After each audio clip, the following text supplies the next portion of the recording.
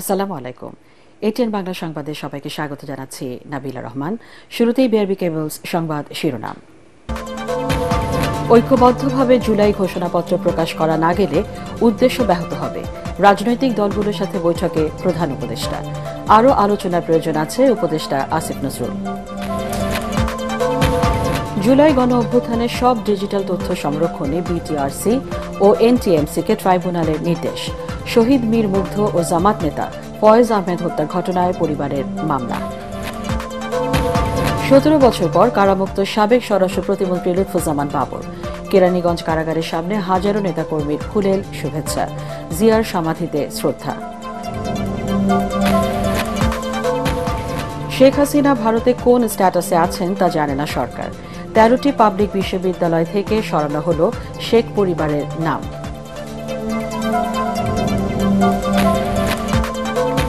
এবং পুলিশের জলকামান, sound grenade ও লাঠিচার্জে পণ্ড স্বরাষ্ট্র মন্ত্রণালয় অভিমুখে ক্ষুদ্র নৃগোষ্ঠী ছাত্র জনতার বিক্ষোভ মিছিল। বুধবারের হামলার ঘটনায় প্রধান উপদেষ্টার নিন্দা। শুনছিলেন বিআরবি কেবলস সংবাদ শিরোনাম। ঐক্যবদ্ধভাবে জুলাই গণ অভ্যুত্থানের সনদ ঘোষণা করা না গেলে এর উদ্দেশ্য ব্যাহত হবে বলে মন্তব্য করেছেন অন্তর্বর্তী সরকারের প্রধান উপদেষ্টা ড মোহাম্মদ ইউনূস। তিনি বলেন, একতাতেই জুলাই বিপ্লবের সরকারের জন্ম, একতাতেই শক্তি। রাজধানীর বেইলি রোডে ফরেন সার্ভিস একাডেমিতে জুলাই সনদ ঘোষণার বিষয়ে সর্বদলীয় ঐক্যের সভায় সূচনা বক্তব্যে এসব কথা বলেন প্রধান উপদেষ্টা। বৈঠক শেষে আইন উপদেষ্টা আসিফ নজরুল বলেন, এই বিষয়ে আরও আলোচনার প্রয়োজন, তবে কালক্ষেপণ করা হবে না। রিপোর্ট করছেন মাজহারুল হক মোহাজের। জুলাই ঘোষণাপত্র নিয়ে প্রধান উপদেষ্টার আমন্ত্রণে সর্বদলীয় বৈঠক। তাই রাজধানীর ফরেন সার্ভিস একাডেমিতে একে একে যোগ দেন দেশের অন্যতম বৃহৎ দল বিএনপি, জামাত সহ বিভিন্ন রাজনৈতিক দলের নেতারা। অংশ নেন ঘোষণাপত্রের প্রধান দাবিদার বৈষম্য বিরোধী ছাত্র আন্দোলন ও জাতীয় নাগরিক কমিটির প্রতিনিধি দল। এ সময় প্রধান উপদেষ্টা ড ইউনূস বলেন, এই সরকারের জন্মই হয়েছে ঐক্যের মাঝখানে, ঐক্যের মাধ্যমেই এর সৃষ্টি। তিনি জানান, এককভাবে এই ঘোষণাপত্র কখনোই সম্ভব নয়। ছাত্ররা শুরুতে না বুঝলেও পরে তা বুঝতে পারে। এটা পরিষ্কার, এটা না করলে এটা ঠিক হবে না। যে একতা দিয়ে তোমরা 5 জুলাই সৃষ্টি করেছিলে সেটার অবমাননা হবে। তারা খুব খুশি হয় না আমার কথায়, কিন্তু ক্রমে তারা বুঝলো যে বাঁচে অকার যদি রিক্রিয়েট করতে হয় তাহলে এইভাবেই করতে হবে, একত্রে করতে হবে। সেই কথার থেকেই এই আলাপ শুরু, যেভাবে একত্রে করা যাবে। আজকে এই আলোচনাটা একে কেন্দ্র করেই হবে। যেখানে আমরা ঐক্যবদ্ধভাবে এটা করতে পারবো না, তাহলে এটার উদ্দেশ্য ব্যাহত হলে এটার দরকারও নেই। আসলে দরকারটা হলো ওইটুকু স্মরণ করিয়ে দেবে যে আমি বললাম, আপনাদের দেখলে আমার মনে সাহস আসে, সবার মনে সাহস আসবে। সবাই যদি আমরা একত্রে যাই, সারা দেশ একেবারে চমকে উঠবে যে হ্যাঁ, আমরা তো আছি, জেগে আছি, এখন আমরা ভোতা হয়ে যাইনি, আমাদের অনুভূতি ভোতা হয়নি, এখন আমাদের অনুভূতি এখনো সে চাঙ্গা আছে। বৈঠক শেষে গণমাধ্যমের মুখোমুখি রাজনৈতিক দলের সদস্যরা বলেন, বৈঠক থেকে এখনো কোনো সিদ্ধান্ত আসেনি। ঘোষণাপত্র নিয়ে তাড়াহুড়া না করার তাগিদ দেন কেউ কেউ। উপস্থিত সকল রাজনৈতিক দল জুলাই অভ্যুত্থানের চেতনা এবং এই জাতীয় ঐক্য ধারণ করে স্বাধীনতার পূর্বাপর এবং জুলাই অভ্যুত্থান পরবর্তী রাজনীতির গতিধারাকে একটা ঐক্যের পথে পরিচালিত করার স্বার্থে বস্তুনিষ্ঠ সত্য তুলে ধরে ধারণ করে একটা জুলাই অভ্যুত্থানের ঘোষণাপত্র প্রণয়ন করা হোক, এ ব্যাপারে সকল দল আমরা একমত হয়েছি। তাড়াহুড়া করে যেন প্রক্রিয়ায় যাতে কোনোভাবে এটা তৈরি না হয়, এখানে সরকারের দিক থেকে এই উদ্যোগটা নেওয়া দরকার একটা ঘোষণাপত্র তৈরির জন্য। এবং এইটা আসলে কি হবে, এটা প্রোক্লামেশন, ডিক্লারেশন, কিংবা এর আইনি দিক কি, কিংবা এর আইনি রাজনৈতিক দিকগুলো কি, আইনি এই প্রশ্নগুলো সকলের ঐক্যমত্যের জায়গা থেকে তৈরি হতে হবে। ঘোষণাপত্র যেন অনৈক্যের সৃষ্টি করতে না পারে সেদিকে খেয়াল রাখার পরামর্শ বিএনপি নেতা সালাউদ্দিনের। আমাদের কাছে সবচাইতে জরুরি ফ্যাসিবাদ বিরোধী জাতীয় ঐক্যকে ধরে রাখা এবং ফ্যাসিবাদ বিরোধী যে জাতীয় ঐক্য সৃষ্টি হয়েছে জুলাই আগস্ট গণ অভ্যুত্থানের মধ্য দিয়ে, সেই জাতীয় ঐক্যকে গণ ঐক্যে রূপান্তরিত করে সেটাকে রাজনৈতিকভাবে আমরা যাতে সাংস্কৃতিক চর্চা করতে পারি, রাজনৈতিক সংস্কৃতির মধ্যে নিয়ে আসতে পারি এবং সেই ঐক্যকে ধরে রেখে জাতিকে এগিয়ে নিয়ে যেতে পারি, সেটাই আমাদের এখনকার জন্য সবচেয়ে বড় চ্যালেঞ্জ। আমাদের সেই প্রচেষ্টার কারণে আমরা এই সকল রাজনৈতিক দল যারা ফ্যাসিবাদ বিরোধী আন্দোলন সংগ্রামে জড়িত ছিল এবং আমাদের সাথে ছিল তাদের সবাইকে নিয়ে একটি অন্তর্ভুক্তিমূলক রাজনৈতিক যে কোনো বক্তব্য আমরা দিতে চাই। এখন যে কোনো রকমের অনৈক্যের বীজ যাতে আমাদের ভিতরে বপন না করতে পারে কোন ফ্যাসিবাদী শক্তি এবং ফ্যাসিবাদের দূষররা, সেদিকে আমাদের লক্ষ্য রাখতে হবে। তবে শুরু থেকে জুলাই ঘোষণাপত্র নিয়ে নির্দিষ্ট দিনক্ষণ দেওয়ার দাবি জানিয়ে আসছিল বৈষম্য বিরোধী ছাত্র আন্দোলন। এর আগে সরকারকে 15 দিনের আলটিমেটামও দেয় দলটি। Mazharul Haque Muhajir, ATN Bangla, Dhaka. July August গণ অভ্যুত্থানের বিভিন্ন ঘটনা সম্পর্কিত সব ডিজিটাল তথ্য সংরক্ষণ নিশ্চিত করার জন্য বিটিআরসি ও এনটিএমসিকে নির্দেশ দিয়েছে আন্তর্জাতিক অপরাধ ট্রাইব্যুনাল। বিচারপতি গোলাম মর্তুজা মজুমদারের নেতৃত্বাধীন ট্রাইব্যুনাল এ আদেশ দেন। এদিন 2013 সালে র্যাবের গুলিতে জামাত নেতা ডাক্তার ফয়েজ আহমেদ হত্যার ঘটনায় শেখ হাসিনা সহ 41 জনের বিরুদ্ধে ট্রাইব্যুনালে অভিযোগ দায়ের করেন নিহতের ছেলে ডাক্তার হাসানুল বান্না। এছাড়া জুলাই আগস্ট গণ অভ্যুত্থানে শহীদ মীর মুগ্ধ হত্যার ঘটনায় ট্রাইব্যুনালে অভিযোগ দায়ের করেছে তার পরিবার। আরও জানাচ্ছেন হুমায়ুন চিস্তি। পরিবারের অভিযোগ, 2013 সালের 13 ডিসেম্বর লক্ষ্মীপুর জেলা জামায়াতের নায়েবে আমির ডক্টর ফয়েজ আহমেদকে দোতলা থেকে ধরে তার 4তলা বাড়ির ছাদে নিয়ে যায় র্যাব। সেখানে তাকে নির্যাতন ও হাঁটুতে গুলি করার পর ছাদ থেকে ফেলে মৃত্যু নিশ্চিত করা হয়। ওই হত্যাকাণ্ডের বিচার চেয়ে বৃহস্পতিবার আন্তর্জাতিক অপরাধ ট্রাইব্যুনালে অভিযোগ দেন নিহতের ছেলে ডাক্তার হাসানুল বান্না। ন্যায় বিচার প্রাপ্তির আশায় আন্তর্জাতিক অপরাধ ট্রাইব্যুনালে আমরা অভিযোগ দাখিল করেছি। তৎকালীন প্রধানমন্ত্রী শেখ হাসিনা, তার স্বরাষ্ট্রমন্ত্রী মহিউদ্দিন খান আলমগীর, সামরিক উপদেষ্টা তারেক সিদ্দিকী, তৎকালীন র্যাবের ADG major general Ziaul Hasan, মোট 41 জনের বিরুদ্ধে আমরা অভিযোগ দাখিল করেছি। এদিকে চিফ প্রসিকিউটর তাজুল ইসলাম ব্রিফিংয়ে বলেন, ছাত্র জনতার গণ অভ্যুত্থানের ডিজিটাল উপাত্ত যা এনটিএমসি ও বিটিআরসিতে সংরক্ষিত থাকে একটি নির্দিষ্ট সময় পর স্বয়ংক্রিয়ভাবে মুছে যায়। এসব গুরুত্বপূর্ণ তথ্য উপাত্ত সংরক্ষণের জন্য নির্দেশ দিয়েছেন ট্রাইব্যুনাল।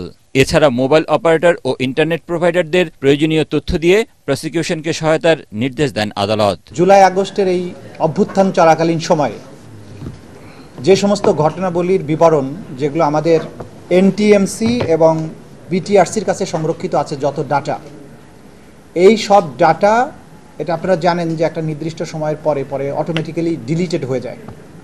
তো আদালত তাদেরকে নির্দেশ দিয়েছেন এই ডাটাগুলোকে আলাদাভাবে যেন প্রিজার্ভ করা হয়। বাংলাদেশের যতগুলো টেলিকমিউনিকেশন অপারেটরস আছে এবং ইন্টারনেট সার্ভিস প্রোভাইডার আছে, আমাদেরকে তদন্ত কাজে তারা সাহায্য করেন। তদন্ত সংস্থা যে কোনো অথরিটির, যে কোনো ব্যক্তিকে ডাকতে পারবে, যে কোনো অথরিটিকে ডাকতে পারবে, যে কোনো ডকুমেন্ট সিজ করতে পারে, ডকুমেন্ট চাইতে পারবে, দেখতে পারবে, সব ক্ষমতা কিন্তু এই আইনে দেয়া আছে সুষ্ঠু এবং নিরপেক্ষ তদন্তের স্বার্থে। তো সেটাকে আমরা আরেকটু লিগ্যাল একটা প্রোটেকশন দেওয়ার জন্য আদালতের কাছ থেকেও একটা আদেশ নিয়েছি। বিকেলে ট্রাইব্যুনালে আসে জুলাই আগস্ট ছাত্র জনতার গণ অভ্যুত্থানে নিহত মীর মুগ্ধের পরিবার। কোনো আসামির নাম উল্লেখ না করেই গণহত্যার অভিযোগ দায়ের করেন তারা। আমরা কোনো নাম না দিয়ে আমরা অভিযোগ দায়ের করে গিয়েছি। তারা সেটি নিয়ে তদন্ত করবে এবং তদন্ত সাপেক্ষে প্রমাণাদি সহ যে নামগুলো আসবে প্রকৃতভাবে যে আসলে করেছে। এদিকে আন্তর্জাতিক অপরাধ ট্রাইব্যুনাল নিয়ে প্রকাশিত সংবাদের বিষয়ে ব্যাখ্যা দিতে কালবেলার সাংবাদিক আলী ইব্রাহিমকে 20 জানুয়ারি তলব করেছে ট্রাইব্যুনাল। হুমায়ুন চিস্তি, এটিএন বাংলা, ঢাকা। দীর্ঘ 17.5 বছর পর কারামুক্ত হলেন সাবেক স্বরাষ্ট্র প্রতিমন্ত্রী লুৎফুজ্জামান বাবর।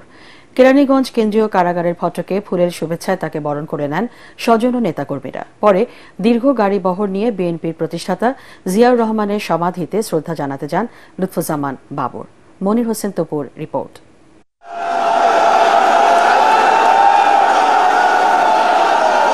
ফাঁসির মঞ্চ থেকে মুক্ত বাতাসে সাবেক স্বরাষ্ট্র প্রতিমন্ত্রী লুৎফুজ্জামান বাবর। কেন্দ্রীয় কারাগারের ভেতর থেকে তিনি গাড়িবহর নিয়ে বের হওয়ার সময় আনন্দঘন এক মুহূর্তের সৃষ্টি হয়।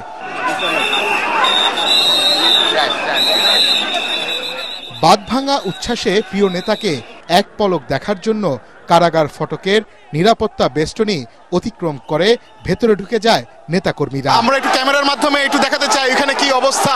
ওইখানে দেখেন প্রিয় নেতার আগমনের সাথে সাথে এখানে অসংখ্য নেতাকর্মী যারা এখানে কেন্দ্রীয় কারাগারে সকাল থেকে অবস্থান করছেন। তারা কেন্দ্রীয় কারাগারের প্রধান ফটক ভেঙে তারা ভিতরে প্রবেশ করছেন। ভাটি বাংলার সিংহপুরুষ এবং এই সমগ্র বাংলাদেশের কত জনপ্রিয় নেতা, এটা আপনারা বাস্তবে তার প্রমাণ দেখতে পাচ্ছেন। আমরা বাংলার জনতা সবাই উনার জন্য আমরা পাগল। উনার জনপ্রিয়তা এতে হাজার হাজার লক্ষ লক্ষ মানুষ উনার জন্য দোয়ার খাতিরে উনি বেঁচে আছে। বৃহস্পতিবার সকাল থেকে মানুষের এ ঢল লুৎফুজ্জামান বাবরের জনপ্রিয়তা আবারও প্রমাণ করল। মুক্তির খবরে তার নিজ এলাকা নেত্রকোনা এবং ঢাকা ও আশপাশের জেলার শুভাকাঙ্ক্ষীরা দলে দলে কারাগারের সামনে আসেন। মুক্ত বাতাসে বের হয়ে হাতে বাংলাদেশের পতাকা নিয়ে নেতাকর্মীদের ভালোবাসা কুড়িয়েছেন বাবর। পরে দীর্ঘ গাড়িবহর নিয়ে বাবর আসেন বিএনপির প্রতিষ্ঠাতা শহীদ জিয়াউর রহমানের সমাধিতে। নেতাকর্মীদের ভিড়ে কানায় কানায় পরিপূর্ণ হয়ে যায় পুরো এলাকা। তাকে মিথ্যা অভিযোগে অন্যায়ভাবে রাজনৈতিক প্রতিহিংসার বশবর্তী হয়ে কারাগারে আবদ্ধ রাখা হয়েছে। প্রায় 6 বছর তাকে কন্ডেম সেলে রাখা হয়েছে। 2007 সালের 28 মে আটক হয়েছিলেন বিএনপি নেতা এবং সাবেক সংসদ সদস্য লুৎফুজ্জামান বাবর। এরপর একাধিক মামলায় দণ্ড হয় তার। এর মধ্যে 2টি মামলায় তার মৃত্যুদণ্ডাদেশ এবং একটিতে দেওয়া হয়েছিল যাবজ্জীবন কারাদণ্ড। 2004 সালের 1 এপ্রিল চট্টগ্রামের CUFL ঘাট থেকে আটক করা হয় আলোচিত 10 ট্রাক অস্ত্রের চালান। এ নিয়ে বন্দরনগরীর কর্ণফুলী থানায় অস্ত্র আইন ও বিশেষ ক্ষমতা আইনে চোরাচালানের অভিযোগ এনে 2টি মামলা করা হয়। সব মামলা থেকে খালাস পেয়েছেন লুৎফুজ্জামান বাবর। মনির হোসেন তপু, ATN বাংলা, ঢাকা। ফ্যাসিস্ট হাসিনার পতন মানতে পারেনি বলেই ভারত অবৈধভাবে বাংলাদেশের ওপর আধিপত্য বিস্তারের চেষ্টা করছে বলে অভিযোগ করেছেন বিএনপির সিনিয়র যুগ্ম মহাসচিব রুহুল কবির রিজভী। রাজধানীর বাড্ডায় আমরা বিএনপি পরিবার আয়োজিত জুলাই গণ অভ্যুত্থানে বাড্ডা, রামপুরা ও বনশ্রীতে শহীদ পরিবারের সদস্যদের সহায়তা প্রদান অনুষ্ঠানে তিনি বলেন, হাসিনা ছাত্র জনতাকে হত্যা করে লুটপাটের রাজনীতির মাধ্যমে ক্ষমতা টিকিয়ে রাখতে চেয়েছিল। সংখ্যালঘুদের উপর অত্যাচার বাংলাদেশে নয়, ভারতে হয় দাবি করে রিজভী বলেন, বাংলাদেশের মানুষ কোনো আধিপত্য মেনে নেবে না। বলেন, সংকট থেকে রক্ষা পেতে অবিলম্বে জনগণের প্রতিনিধির কাছে ক্ষমতা ফিরিয়ে দিতে হবে। আপনি অনেক কিছুই তাদের কাছে বিক্রি করেছেন। এই কারণেই আজকে ভারতের নীতি নির্ধারকরা, কিছু রাজনৈতিক দল অত্যন্ত অস্থির হয়ে গেছে শেখ হাসিনার জন্য। নিজের মুখেই বলেছিলেন হাসিনা যে একমাত্র আমাকে ছাড়া আবার আওয়ামী লীগের সবাইকে কেনা যায়। কিন্তু আপনি যে খুব অল্প দামেই ভারতের কাছে সবার আগে বিক্রি হয়ে গেছে, এইটা দেশবাসী এখন সম্পূর্ণরূপে টের পেয়েছে। সাবেক প্রধানমন্ত্রী শেখ হাসিনা ভারতে কোন স্ট্যাটাসে অবস্থান করছেন সে সম্পর্কে বাংলাদেশ সরকার অবগত নয় বলে জানিয়েছে পররাষ্ট্র মন্ত্রণালয়। তিনি ভারতীয় নাগরিকত্ব গ্রহণ করেছেন কিনা তাও জানে না সরকার। বিকেলে পররাষ্ট্র মন্ত্রণালয়ের সাপ্তাহিক ব্রিফিংয়ে এসব কথা বলেন মুখপাত্র রফিকুল আলম। নবনির্বাচিত মার্কিন প্রেসিডেন্ট ডোনাল্ড ট্রাম্পের শপথ অনুষ্ঠানে বাংলাদেশের সরকার প্রধান দাওয়াত পেয়েছেন কিনা এমন প্রশ্নের জবাবে পররাষ্ট্র মন্ত্রণালয়ের এই মুখপাত্র জানান, শপথ অনুষ্ঠানে অংশ নেবেন যুক্তরাষ্ট্রে বাংলাদেশের মিশন প্রধান। সেদেশের প্রথা অনুযায়ী চিঠিতে এমনটি জানানো হয়েছে। সীমান্ত পরিস্থিতি নিয়ে বাংলাদেশে নিযুক্ত ভারতীয় হাইকমিশনারকে ডাকা হয়েছিল। ভারতও বাংলাদেশের ভারপ্রাপ্ত কমিশনারকে ডেকে জবাব দিয়েছে। এখানে কোনো তলবের ঘটনা ঘটেনি বলে জানান পররাষ্ট্র মন্ত্রণালয়ের এই মুখপাত্র। গতকালকে মাননীয় পররাষ্ট্র উপদেষ্টা যে ব্রিফিংটা করেছেন এবং ওইখানে একটা জায়গায় মাননীয় পররাষ্ট্র উপদেষ্টা বলেছেন যে সবসময় 150 গজ স্ট্রিক্টলি মেনটেন করা সম্ভব হয় না। যে জায়গাগুলোতে এটা মেনটেন করা সম্ভব হয় না, স্বরাষ্ট্র মন্ত্রণালয় এটা খতিয়ে দেখবে বলে আমি বিশ্বাস করি এবং এরপরে গ্রাউন্ড রিয়েলিটি যেটা আছে সেটার ভিত্তিতে তারা পরবর্তী ব্যবস্থা নেবে। দেশের 13টি পাবলিক বিশ্ববিদ্যালয় থেকে সরানো হলো সাবেক প্রধানমন্ত্রী শেখ হাসিনা ও তার পরিবারের নাম। পরিবর্তনের ক্ষেত্রে বেশিরভাগ বিশ্ববিদ্যালয়গুলো সংশ্লিষ্ট জেলার নামে নামকরণ করা হয়েছে। বৃহস্পতিবার শিক্ষা মন্ত্রণালয় এসব বিশ্ববিদ্যালয়ের নাম পরিবর্তন করতে উপদেষ্টা পরিষদে উত্থাপন করলে তা পাশ হয়। দেশের ৫৫টি পাবলিক বিশ্ববিদ্যালয়ের মধ্যে ১৩টির নামই ক্ষমতাচ্যুত সাবেক প্রধানমন্ত্রী শেখ হাসিনার পরিবারের সদস্যদের নামে। এর মধ্যে শেখ হাসিনার নামে ২টি, শেখ মুজিবুর রহমানের নামে ৯টি এবং শেখ ফজিলাতুন্নেসা মুজিবের নামে ২টি বিশ্ববিদ্যালয়।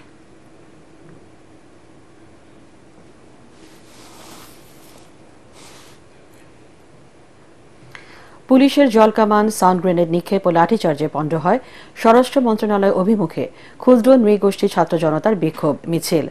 এনসিটিবির সামনে হামলায় জড়িতদের গ্রেপ্তার ও বিচারের দাবিতে সংক্ষুব্ধ ছাত্র জনতা শিক্ষা ভবনের সামনে পুলিশের ব্যারিকেড ভাঙার চেষ্টা করলে চড়াও হয় আইনশৃঙ্খলা বাহিনী।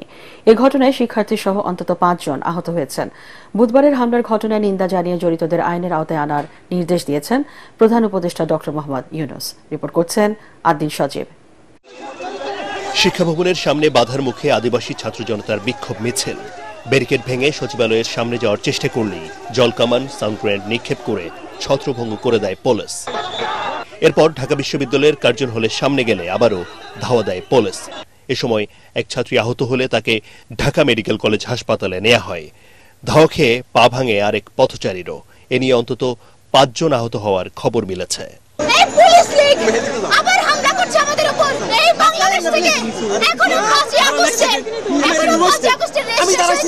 এত সুন্দর করে ব্যারিকেড দিচ্ছি, আমরা তালা পর্যন্ত দিচ্ছি যে ওদের সাথে যেন হাত দেওয়া না লাগে, ওইটাও ভেঙে ফেলছে।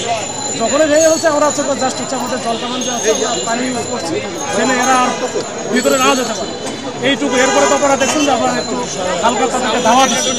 মতিঝিলে এনসিটিবির সামনে ক্ষুদ্র নৃগোষ্ঠীর শিক্ষার্থীদের ওপর হামলার প্রতিবাদে দুপুরে রাজু ভাস্কর্য থেকে মিছিল শুরু করে সংক্ষুব্ধ ছাত্র জনতা। এই ঘটনায় সংহতি জানিয়ে বিক্ষোভ করে ঢাকা বিশ্ববিদ্যালয় সহ বিভিন্ন শিক্ষা প্রতিষ্ঠান ও কলেজের শিক্ষার্থীরা। দাবি ওঠে প্রকৃত অপরাধীদের দৃষ্টান্তমূলক শাস্তির। ২৪ পরবর্তী বাংলাদেশ, তাহলে এখানে কেন শুধুমাত্র আদিবাসী শব্দের জন্য আদিবাসীদের এক্সক্লুড করে দেওয়া হচ্ছে, তাদেরকে হামলা করা হচ্ছে? আদিবাসী শব্দটা যাতে পাঠ্যপুস্তকে ইনক্লুডেড থাকুক এটাই চাই আমরা। যে একটা ট্যাগ লাগিয়ে দিই ক্ষুদ্র নৃগোষ্ঠী, আসলে এটা হচ্ছে কি তাদেরকে আমরা নিজেদের থেকে আলাদা করে দিচ্ছি, যেটা হচ্ছে কি খুবই অন্যায় একটা ব্যাপার। যত নিপীড়নের সাথে যুক্ত, হামলার সাথে যারা যুক্ত, তাদের দৃষ্টান্তমূলক শাস্তি দিতে হবে। বুধবারের হামলার ঘটনায় নিন্দা জানিয়েছেন প্রধান উপদেষ্টা ড. মোহাম্মদ ইউনূস। এক বিবৃতিতে এই ঘটনায় জড়িতদের চিহ্নিত করে দ্রুত বিচারের আওতায় আনার নির্দেশ দেয়া হয়েছে। ইতিমধ্যেই 2 জনকে গ্রেফতার করা হয়েছে বলেও জানানো হয়। একই ঘটনার নিন্দা জানিয়েছে বৈষম্য বিরোধী ছাত্র আন্দোলন। অভিযোগ, সংগঠনের কেন্দ্রীয় নির্বাহী সদস্য রূপাইয়া শ্রেষ্ঠ সহ আন্দোলনরত শিক্ষার্থীদের উপর হামলায় জাতীয় নাগরিক কমিটির ধানমন্ডি থানা প্রতিনিধি শাহাদাত ফরাজি সাকিবের সংশ্লিষ্টতা পাওয়া গেছে। তার বিরুদ্ধে সাংগঠনিক ব্যবস্থা নেওয়ার তাগিদ দেওয়ার পর সাকিবকে শোকজ করেছে জাতীয় নাগরিক কমিটিও। আদ্দিন সজীব, এটিএন বাংলা, ঢাকা। হোটেল রেস্তোরাঁ খাতে ভ্যাট আগের মতো ৫% রাখার নীতিগত সিদ্ধান্ত নিয়েছে জাতীয় রাজস্ব বোর্ড। এ বিষয়ে আজ এনবিআর এর আদেশ জারি করার কথা রয়েছে। এছাড়া ওষুধ এবং আইএসপি ব্যবসায় ভ্যাটের হার কমতে পারে। এর আগে গত ৯ জানুয়ারি শতাধিক পণ্য ও সেবার ওপর ভ্যাট ও সম্পূরক শুল্ক বৃদ্ধি করা হয়। এর মধ্যে রেস্তোরাঁয় খাবারের বিলের ওপর ভ্যাট ৫% থেকে বাড়িয়ে 15% ও আইএসপির ওপর 10% সম্পূরক শুল্ক আরোপ করা হয়। ওষুধের ক্ষেত্রে স্থানীয় ব্যবসায়ী পর্যায়ে ভ্যাট 2.4 থেকে বাড়িয়ে 3% করা হয়। এদিকে সকল পর্যায়ে শিক্ষার্থীদের জন্য পাঠ্যপুস্তকের সহজলভ্যতা, আধুনিক তথ্য প্রযুক্তি নির্ভর ও শিক্ষা ব্যবস্থার মানোন্নয়নে ইবুক সেবা সার্বজনীন করতে আমদানি ও সরবরাহ পর্যায়ে আরোপিত ভ্যাট অব্যাহতি দিয়ে প্রজ্ঞাপন জারি করেছে জাতীয় রাজস্ব বোর্ড। মূল্য সংযোজন কর ও সম্পূরক শুল্ক আইন সংক্রান্ত অর্ডিন্যান্সের মাধ্যমে রেস্টুরেন্ট সেবার ক্ষেত্রে যে 5% ভিএটি প্রযোজ্য ছিল সেটিকে বাড়িয়ে 15% ভিএটি আরোপ করা হয়। পরবর্তী সময়ে সরকার কর্তৃক এই সিদ্ধান্ত কিছুটা পরিবর্তন করে পুনরায় 5% ফিরিয়ে নেওয়ার জন্য সিদ্ধান্ত দিয়েছে এবং সে মোতাবেক জাতীয় রাজস্ব বোর্ড ইতিমধ্যে কার্যক্রম গ্রহণ করেছে। 15% ভিএটির স্থলে 5% মূসক আরোপিত হবে রেস্তোরাঁ সেবার ক্ষেত্রে। হযরত শাহজালাল আন্তর্জাতিক বিমানবন্দরের 3rd টার্মিনালের কাজ প্রায় শেষ। এবছরের মধ্যে এটি চালু করা হবে বলে জানিয়েছেন civil aviation chairman air vice marshal Manjurul Kabir Bhuiyan. সংবাদ সম্মেলনে তিনি আরও জানান, খুব শিগগিরই ঢাকা নিউ ইয়র্ক রুটে ফ্লাইট চালুর বিষয়েও সিভিল এভিয়েশন কাজ করছে। জিএম তাসলিমের রিপোর্ট। টার্মিনাল আমাদের এক্সপেকটেশন হলো ঢাকা শাহজালাল আন্তর্জাতিক বিমানবন্দর সহ দেশের সবকটি বিমানবন্দরের সামগ্রিক কার্যক্রম সম্পর্কে বিস্তারিত জানাতে বাংলাদেশ সিভিল এভিয়েশন অথরিটি আয়োজন করে এই সংবাদ সম্মেলনের। সংস্থাটির চেয়ারম্যান জানান, শাহজালাল আন্তর্জাতিক বিমানবন্দরের নির্মাণাধীন 3rd টার্মিনালের কাজ প্রায় সম্পন্ন। প্ল্যান হচ্ছে এই বছরের ভিতরে এই টার্মিনালটা উদ্বোধন করা এট এনি কস্ট। তো কারণ আমরা এটাতে অনেক খরচ করেছি, আপনারা জানেন $2.1 বিলিয়ন এখানে আমাদের খরচ হয়েছে। তো যেটা জায়গা থেকে আমরা লোন নিয়েছি এবং বাংলাদেশ গভর্নমেন্ট অফ বাংলাদেশ দিয়েছে। সো এই প্রজেক্টটা আমরা অতি দ্রুততার সাথে শেষ করতে চাচ্ছি। আমরা অলমোস্ট প্রতিদিনই এখানে ইন্সপেকশন করি, তো কাজ মোটামুটি শেষ হয়ে গেছে। আন্তর্জাতিক সিভিল এভিয়েশন অথরিটির আরেকটি অডিট সফলভাবে সমাপ্তির পর ঢাকা থেকে সরাসরি নিউ ইয়র্ক ফ্লাইট চালু করতে আর কোনো বাধা থাকবে না বলেও জানান তিনি। It has to be number 1 terminal in Bangladesh and comparable to any international standard of terminal in the world. So এটার ব্যাপারে আমরা কোনো কম্প্রোমাইজ করার জন্য মোটেই প্রস্তুত নেই। ঢাকার পাশাপাশি চট্টগ্রাম, সিলেট, কক্সবাজার, রাজশাহী, সৈয়দপুর এবং বগুড়া বিমানবন্দরের রানওয়ে সম্প্রসারণ ও মান উন্নয়নের কাজ দ্রুত গতিতে চলছে বলেও জানান সিভিল এভিয়েশন চেয়ারম্যান। রানওয়ের সক্ষমতা শক্তি বৃদ্ধি পাবে, এয়ারক্রাফটের জন্য সেফ হয়ে যাবে, লাইটিং সিস্টেম অ্যান্ড আদার্স প্রতিটা জিনিস আমরা করছি। এবং এখানে আমাদের ইঞ্জিনিয়ার্স আছে। অ্যাডিশনালি আমি ঢাকা থেকে দুজন করে এক্সট্রা ইঞ্জিনিয়ারের প্রত্যেকটা জায়গায় পাঠাইছি, যাতে আমার প্রজেক্টে দেরি না হয় এবং তারা কাজ বুঝে নিতে পারে, মান বুঝে নিতে পারে। তিনি আরও জানান, বিমানবন্দরগুলো শুধু অবকাঠামো কিংবা রানওয়ের সম্প্রসারণ নয়, যাত্রী সেবার মানোন্নয়নেও তৎপর রয়েছে সিভিল এভিয়েশন কর্তৃপক্ষ। Have a good day. G M Taslim, ATN Bangla, Dhaka. Corona ভাইরাসের মতো হিউম্যান মেটানিউমো ভাইরাস বা HMVP মারাত্মক নয় বলে জানিয়েছেন স্বাস্থ্য মন্ত্রণালয়ের বিশেষ সহকারী অধ্যাপক ডাক্তার সাইদুর রহমান। এতে আতঙ্কিত না হয়ে সতর্ক থাকার পরামর্শ দিয়েছেন তিনি। HMVP ভাইরাসে আক্রান্ত হয়ে যে নারীর মৃত্যু হয়েছে, সে একই সাথে অনেক রোগে আক্রান্ত ছিলেন বলেও জানান অধ্যাপক ডাক্তার সাইদুর রহমান। এই ভাইরাসের সংক্রমণ রোধে করোনার মতোই স্বাস্থ্যবিধি মেনে চলার পরামর্শ চিকিৎসকদের। আরও জানাচ্ছেন রাসনা দাস। করোনা মহামারীর পর এখন সারা বিশ্বে আলোচনায় হিউম্যান মেটানিউমো ভাইরাস বা HMPV। এই ভাইরাসে আক্রান্ত হয়ে বুধবার এক নারীর মৃত্যুর ঘটনায় উদ্বেগ সৃষ্টি হয়েছে জনমনে। তবে রোগতত্ত্ব, রোগ নিয়ন্ত্রণ ও গবেষণা কেন্দ্র IEDCR এবং বিশেষজ্ঞ চিকিৎসকরা বলছেন, ওই নারী একই সাথে অনেকগুলো রোগে আক্রান্ত হয়েছিলেন। নিউমোনিয়ার কারণে মর্টালিটি কিন্তু সারা বিশ্বে হতে পারে, তাহলে তার মর্টালিটি ছিল কিন্তু আমাদের ক্লেফসিলা নিউমোনি। তাহলে আমাদের যে টপিকসটা ছিল আমরা অনেকগুলো চয়েস করে করলাম। কেন করলাম? এটা কি আসলে একটা থ্রেট, কিন্তু যেহেতু একটা মারা যাচ্ছে, আমরা কি তাহলে থ্রেট মনে করব? না, আমরা থ্রেট মনে করছি না। কেন তিনি মারা গেলেন? উনি মারা গেলেন ডিউ টু একটা ইমিউন সাপ্রেস একটা ইনসিডেন্স, এটা আর কিছু নয়। সারা বিশ্বে এরকম মারা যাচ্ছে। সচিবালয়ে স্বাস্থ্য মন্ত্রণালয়ের বিশেষ সহকারী অধ্যাপক ডক্টর সাইদুর রহমান বলেন, হিউম্যান মেটানিউমো ভাইরাস বা HMPV নিয়ে আতঙ্কিত না হয়ে সবাইকে সতর্ক থাকতে হবে। লক্ষণ দেখা দিলেই নিতে হবে চিকিৎসকের পরামর্শ। এখন পর্যন্ত বিজ্ঞানে আসলে HMPV কারণে মানুষের সরাসরি মৃত্যুর কথাটি সরাসরি বলা হচ্ছে না। এটির মৃত্যু হারও খুবই নেগলিজেবল। কোথাও কোথাও এটাকে 1000-এ একজন বলা হয় বটে, কিন্তু এটা সুস্থ মানুষের ক্ষেত্রে তাও না। অতএব একজন মানুষের সার্বিক সুস্থতা, তার ইমিউন স্ট্যাটাস, তার অন্যান্য রোগের উপস্থিতি, এইগুলো নির্ধারণ করে HMPV দিয়ে ওই মানুষটি আসলে কতখানি ঝুঁকির মধ্যে আক্রান্ত হবেন। তিনি জানান, এই ভাইরাস প্রতিরোধে এখনো কোনো ভ্যাকসিন উদ্ভাবন হয়নি। সম্ভাব্য ঝুঁকির কথা মাথায় রেখে হাসপাতালগুলোতে প্রস্তুতি রেখেছে স্বাস্থ্য বিভাগ। যদি এই সময়কালে যখন কেউ অসুস্থ থাকবেন, তিনি যদি জনসমক্ষে বেশি জনগণের মানুষের মধ্যে না আসেন, সাধারণ মানুষও যখন নাকি অনেক মানুষের মধ্যে যাবেন, তখন যদি উনি মাস্ক পরেন তাহলে, এবং যখন অসুস্থ বোধ করবেন উনি যেন ঘরে থাকেন। এই সাধারণ বিষয়গুলো মেনে চললে এটির বিস্তার কমবে। চিকিৎসকরা এই ভাইরাসের গতি প্রকৃতি নিয়ে গবেষণা করছে বলেও জানান তিনি। রাসনা দাস, এটিএন বাংলা, ঢাকা। জাতীয় পরিচয়পত্র নিবন্ধন আইন 2023 বাতিল করেছে সরকার। ফলে স্বরাষ্ট্র মন্ত্রণালয় নয়, নির্বাচন কমিশনের অধীনেই থাকছে জাতীয় পরিচয়পত্র নিবন্ধনের কাজ। বুধবার নির্বাচন কমিশন সচিব আখতার আহমেদ স্বাক্ষরিত এনআইডি আইন 2023 বাতিল করতে মন্ত্রিপরিষদ সচিবকে পাঠানো চিঠিতে জানানো হয়, সংবিধানের 119 অনুচ্ছেদের 1 ধারা অনুসারে রাষ্ট্রপতির পদ ও সংসদ নির্বাচনের জন্য ভোটার তালিকা প্রস্তুতকরণের তত্ত্বাবধান, নির্দেশ ও নিয়ন্ত্রণ এবং অনুরূপ নির্বাচন পরিচালনার দায়িত্ব নির্বাচন কমিশনারের উপর ন্যস্ত। চিঠিতে আরও জানানো হয়, 2023 সালের 18 সেপ্টেম্বর জাতীয় পরিচয় নিবন্ধন আইন 2023 জারি করা হলেও আইনের ধারা অনুযায়ী গেজেট বিজ্ঞপ্তি জারির মাধ্যমে আইনটি কার্যকর করার শর্ত থাকলেও অদ্যাবধি করা হয়নি। বিধায় ধারা 30-এর উপধারা 1 অনুযায়ী জাতীয় পরিচয়পত্র কার্যক্রম নির্বাচন কমিশন হতে পরিচালিত হচ্ছে। উল্লেখ্য, 2024 সালের 10 সেপ্টেম্বর জাতীয় পরিচয় নিবন্ধন আইন 2023 বাতিল করতে এনআইডি কার্যক্রম নির্বাচন কমিশনের কাছে বহাল রাখার কার্যকর ব্যবস্থা নিতে রাষ্ট্রপতির কার্যালয় বরাবর নির্বাচন কমিশন থেকে অনুরোধ করা হয়। জমে উঠতে শুরু করেছে ঢাকা আন্তর্জাতিক বাণিজ্য মেলা। চলমান পরিস্থিতিতে বিদেশি স্টলের পরিমাণ কম থাকায় দেশীয় পণ্যে আস্থা খুঁজছেন ক্রেতারা। এদিকে ক্রেতা আকর্ষণে বিশেষ মূল্য ছাড় দিচ্ছে দেশীয় ব্র্যান্ডগুলো। রিপোর্ট ঐশী গোস্বামী প্রমার। 29তম ঢাকা আন্তর্জাতিক বাণিজ্য মেলার এখন মাঝামাঝি, তাই এখন সকাল থেকে শুরু হয়ে যায় ক্রেতাদের আনাগোনা। বেলা বাড়ার সাথে সাথে জমে উঠতে শুরু করেছে মেলা। বিগত বছরের তুলনায় এবারের মেলায় বিদেশি স্টলের সংখ্যা একেবারেই কম, তাই আন্তর্জাতিক গুণগত মানসম্পন্ন দেশীয় পণ্য দিয়ে সাজানো হয়েছে মিনিস্টার, ভিশন, ভিস্তা সহ বিভিন্ন প্রতিষ্ঠানের প্যাভিলিয়নগুলো। বেড়েছে বেচাকেনা। দেখছি যদি পছন্দ হয় তাহলে অবশ্যই নিব। বাণিজ্য মেলাটা অনেক গুছানো আছে, পরিপাটি আছে, আগেরবারের তুলনায় এবার অনেক ভালোই।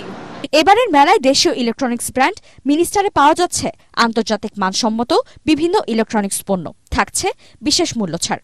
আপাতত আমাদের বেস্ট সেলিং প্রোডাক্ট যেটা আমাদের হোম অ্যাপ্লায়েন্স প্রোডাক্ট আছে, স্পেশালি রাইস কুকার আছে, আর এখন আমাদের টিভিটা যে 65 ইঞ্চের যে টিভিটা আছে, এটা এখন আমাদের সবথেকে বেস্ট সেলিং প্রোডাক্ট। দেশীয় ইলেকট্রনিক্স ব্র্যান্ড ভিশনও পাওয়া যাচ্ছে রাইস কুকার, টিভি, ফ্রিজ সহ অত্যাধুনিক সব পণ্য। ক্রেতাদের আকর্ষণ করার জন্য আমরা কিছু অফার চালাচ্ছি, যেমন প্রথমে চলতেছে আমাদের home dream offer. Home dream অফারের আওতাভুক্ত হচ্ছে ওইসব ক্রেতাজন যারা 5000 টাকার উপরে পণ্য কিনতেছে, তারা আমাদের হোম ড্রিম অফারের আওতাভুক্ত হচ্ছে। হোম ড্রিম অফারে আমরা প্রথম পুরস্কার হিসাবে একটি ফ্ল্যাট দিচ্ছি, এবং সেকেন্ড পুরস্কার হিসাবে একটি গাড়ি দিচ্ছি, এবং তৃতীয় পুরস্কার হিসাবে একটা টুপার ফ্রিজ। এবং এই অফারে 100+ কাস্টমারকে আমরা বিজয়ী ঘোষণা করতেছি। ছোট পরিসরে হলেও দেশীয় ইলেকট্রনিক্স ব্র্যান্ড ভিস্তায় পাওয়া যাচ্ছে স্মার্ট টিভি, এসি, ফ্রিজ সহ বিভিন্ন পণ্য। গতবারের তুলনায় এবার আমরা কিছু স্পেশাল রেখেছি, আমাদের ডিসকাউন্ট আছে। গতবার যে কাস্টমার ফুটফল ছিল, এবার আলহামদুলিল্লাহ আশানুরূপ মোটামুটি ভালোই হচ্ছে আর কি। দেশীয় ইলেকট্রনিক্স পণ্যে ক্রেতাদের আস্থা ফেরাতে প্রতিষ্ঠানগুলো কাজ করছে বলেও জানান তারা। ঐশী গোস্বামী প্রমা, এটিএন বাংলা, ঢাকা। নওগাঁ শহর জুড়ে অপরিকল্পিত ময়লার ভাগাড় আর পচা দুর্গন্ধ। পরিস্থিতির পরিবর্তনে স্যানিটারি ল্যান্ডফিল নামে একটি পয় ও বর্জ্য শোধনাগারের কাজ শুরু হলেও নানা সংকটে এখনো তা আলোর মুখ দেখেনি। নষ্ট হচ্ছে কয়েক কোটি টাকা ব্যয়ে নির্মিত প্রকল্পটির মূল্যবান যন্ত্রপাতি। এতে ক্ষুব্ধ শহরবাসী। নওগাঁ প্রতিনিধি রায়হান আলমের রিপোর্ট, জানাচ্ছেন শরীফুল ইসলাম। 2018 সালে নওগাঁ শহরের কুমাইগাড়ি এলাকায় নগর পরিচালনা অবকাঠামো উন্নীতকরণ প্রকল্পের আওতায় 14 কোটি টাকা ব্যয়ে শুরু হয় আধুনিক স্যানিটারি ল্যান্ডফিল ও পয়ঃবর্জ্য পরিশোধনাগারের কাজ, যেখানে শহরের বাসাবাড়ির বর্জ্য পরিশোধন হয়ে তৈরি হবে জৈব সার। দুর্গন্ধযুক্ত পানি আলাদা হবে স্বয়ংক্রিয়ভাবে, কিন্তু কয়েক কোটি টাকা খরচে নির্মিত প্রকল্পটি এখনও চালু করা যায়নি। ফলে এর সুফল পাচ্ছে না শহরবাসী। এজন্য সংশ্লিষ্টদের অব্যবস্থাপনাকে দায়ী করেছেন স্থানীয়রা। ময়লা কোথায় ফেলবে, যত্রতত্র ময়লা ফেলে। বিশেষ করে আপনারা দেখবেন যে ডিগ্রি কলেজের যে সরকারি কলেজের রাস্তাঘাট আছে, সেখানে ডাস্টবিন পর্যন্ত নাই, মানুষ ময়লা নিয়ে আসে বাসাবাড়ির ময়লাগুলো রাস্তাতে ফেলে। কিন্তু সেখানে দেখা যাচ্ছে সেটা চালু মানে এখনো হয়নি, তৈরি হয়ে পড়ে আছে। এখন ওই প্ল্যানটা যে আদৌ কাজ করবে কিনা সেটা নিয়ে আমরা সংশয়ে আছি। আপনি একটা জিনিসকে তৈরি করলেন, জিনিসটা ব্যবহার করলেন না, কিন্তু জিনিসটা পরে রাখলো, এটা অবশ্যই সরকারের যেমন লস হচ্ছে, এটা সংস্কার করতে হলে সরকারের ব্যয় তো অবশ্যই বাড়বে। আর এর জন্য কর্তৃপক্ষ দায়ী, আমি মনে করি কর্তৃপক্ষের দায়িত্বহীনতা।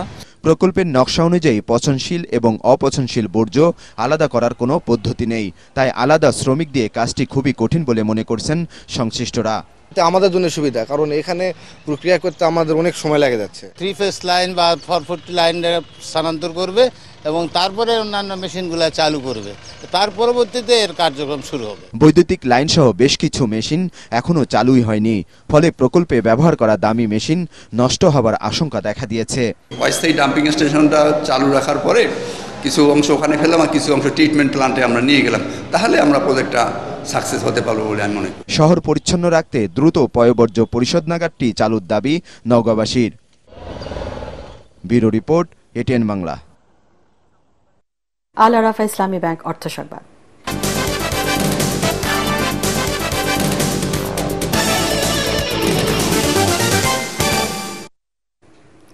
তিনশো বছরের ঐতিহ্য নিয়ে টিকে আছে মানিকগঞ্জের হাজারী গুড়। দেশের গণ্ডি পেরিয়ে বিদেশেও ছড়িয়েছে এর সুনাম ও পরিচিতি। তবে পৃষ্ঠপোষকতার অভাব ও ভেজাল গুড়ের কারণে দিন দিন জৌলুস হারাচ্ছে বিশেষ এই খেজুরের গুড়। মানিকগঞ্জ প্রতিনিধি শহীদুল ইসলাম সুজনের রিপোর্ট, জানাচ্ছেন ফারহিন ইসলাম টুম্পা। জনশ্রুতি আছে এর স্বাদ ও গন্ধে মুগ্ধ হয়েছিলেন ব্রিটেনের রানী এলিজাবেথও। এর সত্যতা নিয়ে প্রশ্ন থাকলেও হাজারী গুড়ের স্বাদে ভরেনি এমন মানুষ খুঁজে পাওয়া ভার। বংশানুক্রমে হরিরামপুরের ঝিটকায় অন্তত ৩০টি গাছি পরিবার তৈরি করে আসছে বিশেষ এই খেজুরের গুড়। প্রতি পরিবার ৫ থেকে ১০ কেজি গুড় তৈরি করে। প্রতি কেজির বাজার দর ১৫০০ থেকে ২০০০ টাকা। ওকে সাধন করা এরই নাম হাজারী গুড়। এই হাজারী গুড় শুধু বাংলাদেশ না, অন্য কোনো জেলায়, অন্য কোনো রাষ্ট্রে এগুলো পারবে না, শুধু মানিকগঞ্জ হাজারী পল্লীতে পারবে। ছায়াটন লাগে, তাফাল বসানো লাগে, পরিষ্কার করা লাগে, তারপরে রস জাল দেওয়া শেষ করে আবার পানি গরম করা লাগে, পানি গরম করে ওই হাঁড়িগুলো দেওয়া লাগে, নাল দেওয়া লাগে, অনেক পরিশ্রম করা লাগে। বিক্রি করি ১৮০০ টাকা বিক্রি করি, প্রতিদিন ৫ কেজি ৬ কেজি করে গুড় হয়। তবে খেজুর গাছ কমার সঙ্গে উৎপাদন খরচ বাড়ায় এই পেশা থেকে সরে যাচ্ছে অনেকে। তাই ঐতিহ্য রক্ষায় সরকারি তদারকি জরুরি বলে মনে করেন সংশ্লিষ্টরা। হাজারী গুড়টা টোটালি একদমই সাদা, মানে যথেষ্ট পরিমাণ সাদা হয়ে থাকে এবং এই গুড়ের স্মেলটা অনেক বেশি, যার কারণে এই গুড়ের চাহিদা রয়েছে। ১ কেজি হাজারী গুড় উৎপাদন করতে ১০ থেকে ১২ লিটার এই রস লেগে যায়। তো সবকিছু মিলিয়ে ১ কেজি হাজারী গুড়ের দাম মানে ওইভাবে খরচ ধরতে গেলে অত বেশি না। খেজুর গাছ রোপণ, গাছিদের প্রশিক্ষণ, ভেজাল গুড় তৈরি বন্ধ সহ হাজারী গুড়কে জিআই পণ্যের স্বীকৃতির উপযোগী করে তুলতে কাজ চলছে বলে জানান জেলা প্রশাসক। হাজারী গুড়ের যে মূল উপাদান খেজুরের রস, এই রস উৎপাদন এবং রসের সংস্থান যাতে নিরবচ্ছিন্ন থাকে, এই জন্য আমরা দীর্ঘমেয়াদে একটা পরিকল্পনা করে আমরা খেজুর গাছ রোপণ করব। পাশাপাশি পটেনশিয়াল যারা গাছই আছে তাদেরকে আমরা তালিকা তৈরি করে প্রশিক্ষণের ব্যবস্থা করার উদ্যোগ গ্রহণ করব। প্রতি বছর শীত মৌসুমের কয়েক মাসে কোটি টাকার উপরে বিক্রি হয় এই গুড়। Bureau report, ATN Bangla. প্রক্রিয়াজাত খাদ্যপণ্যে বর্ধিত ভ্যাট ট্যাক্স এবং গ্যাসের দাম বাড়ানোর প্রস্তাবকে ভোক্তাদের স্বার্থবিরোধী উল্লেখ করে অবিলম্বে তা প্রত্যাহারের দাবি জানিয়েছেন কৃষি প্রক্রিয়াজাত খাতের ব্যবসায়ীরা। বর্ধিত ভ্যাট প্রত্যাহার না হলে রাস্তায় নামতে বাধ্য হবেন বলেও হুঁশিয়ারি দিয়েছেন তারা। ঢাকা ক্লাবের সংবাদ সম্মেলনে সরকারকে আগামী ৭ দিনের মধ্যে সিদ্ধান্ত প্রত্যাহারের অনুরোধ জানিয়েছেন বাংলাদেশ এগ্রো প্রসেসার্স অ্যাসোসিয়েশন বাপা সদস্যরা। অন্যথায় উৎপাদন কার্যক্রম বন্ধ এবং সচিবালয়ের সামনে শান্তিপূর্ণ সমাবেশের ঘোষণা দিয়েছে সংগঠনটি। সংবাদ সম্মেলনে বাপার সভাপতি এম এ হাশেম বলেন, এই বিষয়ে প্রধান উপদেষ্টার সাক্ষাৎ চেয়ে সংগঠনের পক্ষ থেকে চিঠি দেয়া হবে। তাকে সরাসরি এর প্রভাবগুলো তুলে ধরতে পারলে ইতিবাচক সিদ্ধান্ত আসবে বলে বিশ্বাস করেন সংগঠনের নেতারা।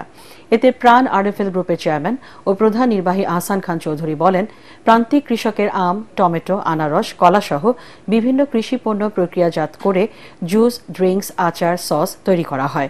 এসব উপকরণের ওপর মূসক ৫% থেকে বাড়িয়ে ১৫% করা হয়েছে। এতে ক্ষতিগ্রস্ত হবেন প্রান্তিক চাষিরা।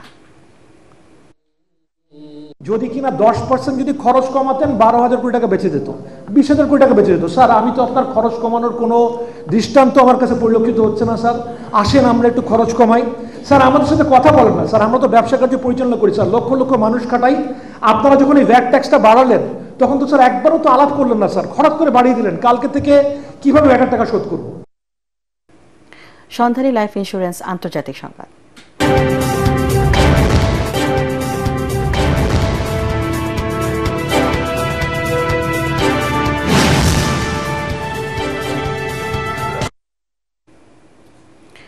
আগামীতে যুক্তরাষ্ট্রে বিপজ্জনক ধনিক শ্রেণীর সরকার প্রতিষ্ঠিত হতে যাচ্ছে বলে সতর্ক করেছেন বিদায়ী প্রেসিডেন্ট জো বাইডেন। তিনি বলেন, বিপুল সম্পদ, ক্ষমতা, প্রতিপত্তি ভিত্তিক শাসন আমেরিকার গণতন্ত্রের জন্য হুমকি।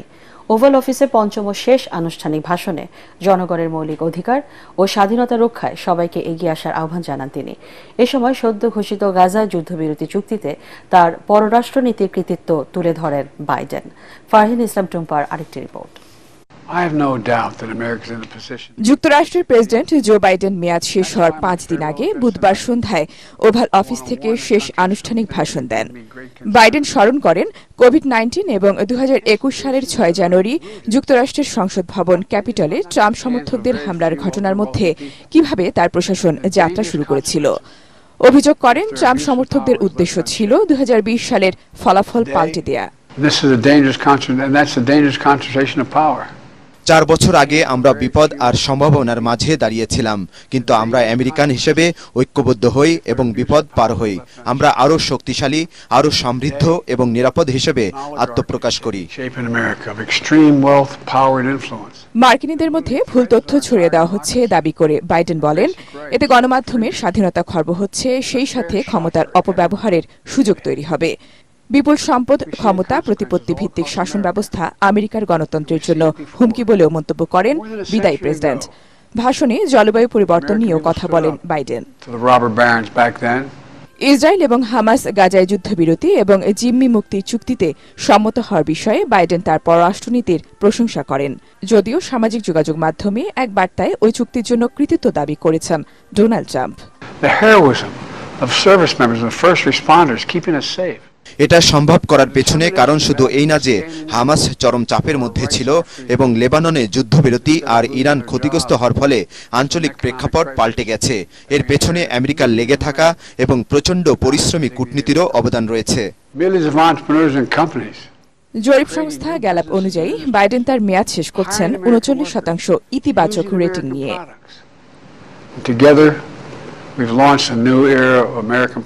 ফারহিন ইসলাম টুম্পা, এটিএন বাংলা। এবার পার্টেক্স খেলার খবর।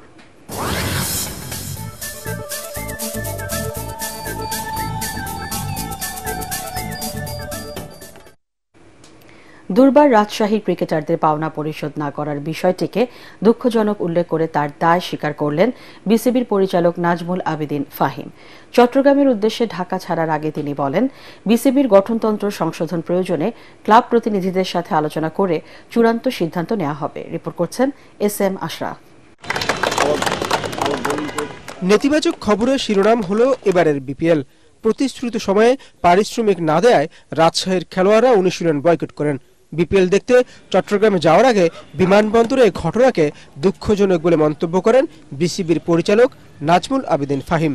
টিকিটের ব্যাপারে, মানুষের মাঠে আসার ব্যাপারে, রান, উইকেট, এগুলির ব্যাপারে আমরা খুব পজিটিভ অনেক কিছু দেখেছি, কিন্তু তার মধ্যে বোধহয় একটা কালো দাগ আমি দেখতে পাচ্ছি। এটা খুব দুঃখজনক যে প্লেয়ার্স পেমেন্ট নিয়ে এভাবে কিছু ঘটেছে। দায় তো নিতেই হবে, মানে আমরা যখন ভালো কিছু করছি সেটার কৃতিত্ব আমাদেরকে সবাই দিচ্ছে, কোনো খারাপ কিছু হলে সেটা দায় আমাদেরকে নিতেই হবে।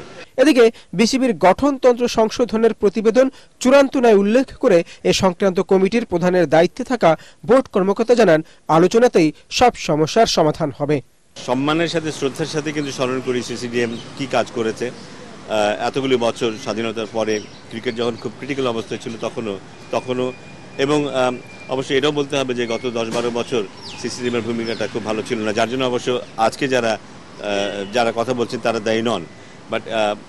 বাট ওভারঅল বোধহয় কিছু কাজ তো করতেই হবে, যেটা দিয়ে আমরা ক্রিকেটের স্বার্থকে আমরা বজায় রাখতে পারবো। খুব শীঘ্রই গঠনতন্ত্র সংশোধনের জন্য বিসিবি গোল টেবিল বৈঠক আয়োজন করছে বলেও উল্লেখ করেন বিসিবির এই পরিচালক। SM Ashraf, ATN Bangla, Dhaka. বলতে পারি যে তারা যেসব এক ম্যাচে চমক দিয়ে আবারও পরাজয়ের বৃত্তে বন্দী ঢাকা ক্যাপিটালস। বিপিএল এর ম্যাচে ঢাকাকে ৮ উইকেটে হারিয়ে ৬ ম্যাচে চতুর্থ জয় পেয়েছে ফরচুন বরিশাল। আর ৮ ম্যাচে এটি ঢাকার সপ্তম পরাজয়। চট্টগ্রামে টসে হেরে ব্যাটিংয়ে নেমে বরিশালের বোলারদের নিয়ন্ত্রিত বোলিংয়ে মাত্র ১৩৯ রানে অল আউট হয় ঢাকা ক্যাপিটালস। ৪৪ বলে দলের পক্ষে সর্বোচ্চ ৬২ রান করেন তানজিদ হাসান তামিম। জবাবে ম্যাচ সেরা তামিম ইকবালের ৪৮ বলে ৬১ রানের দারুণ এক ইনিংসে ২৪ বল হাতে রেখেই জয় পায় বরিশাল। মাত্র ৮ রানে প্রথম উইকেট হারানোর পর ডেভিড মালানকে নিয়ে ৮০ বলে ১১৭ রানের জুটি গড়ে তোলেন তামিম। মালান ৪৯ রানে অপরাজিত থাকেন।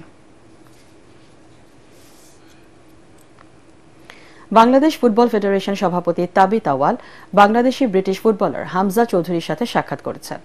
গতকাল বুধবার রাতে লেস্টারে হামজা চৌধুরীর বাবা মায়ের সাথে সৌজন্য সাক্ষাৎ করেন বাফুফের সভাপতি তাবিত আওয়াল ও কার্যনির্বাহী সদস্য ইমতিয়াজ হামিদ সবুজ।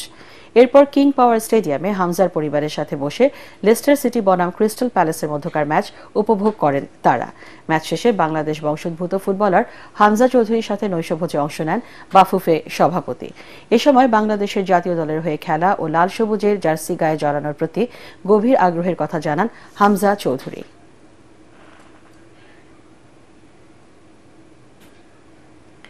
প্রধান উপদেষ্টা ড মোহাম্মদ ইউনূস ঘোষিত তারুণ্যের উৎসবকে সামনে রেখে দেশের ৬৪ জেলা ও বিকেএসপিকে নিয়ে আগামী ১৯ জানুয়ারি থেকে সিলেটে শুরু হবে ইউসিবি বিএফএফ অনূর্ধ্ব ১৫ জাতীয় ফুটবল লীগ।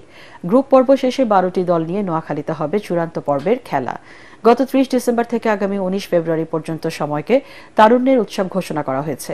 এ উপলক্ষে বাফুফে ভবনে সংবাদ সম্মেলনে বিভিন্ন তথ্য জানান লীগ কমিটি চেয়ারম্যান মঞ্জুরুল করিম। এ সময় উপস্থিত ছিলেন স্পন্সর প্রতিষ্ঠান ইউসিবির ভাইস প্রেসিডেন্ট সাইফুল ইসলাম খান ও বাফুফে সদস্য সাইফুর রহমান মনি সহ অন্যান্যরা।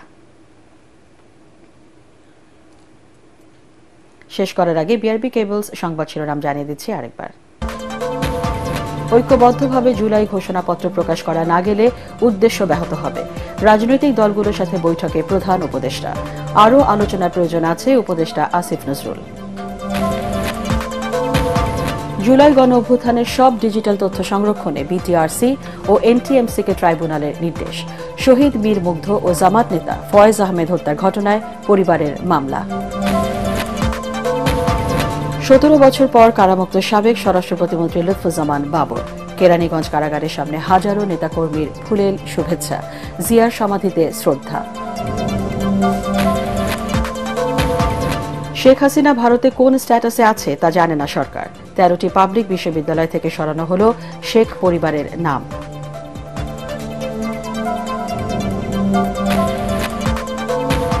এবং পুলিশের জলকামান, সাউন্ড গ্রেনেড ও লাঠিচার্জ পণ্ড স্বরাষ্ট্র মন্ত্রণালয় অভিমুখে ক্ষুদ্র নৃগোষ্ঠী ছাত্র জনতার বিক্ষোভ মিছিল।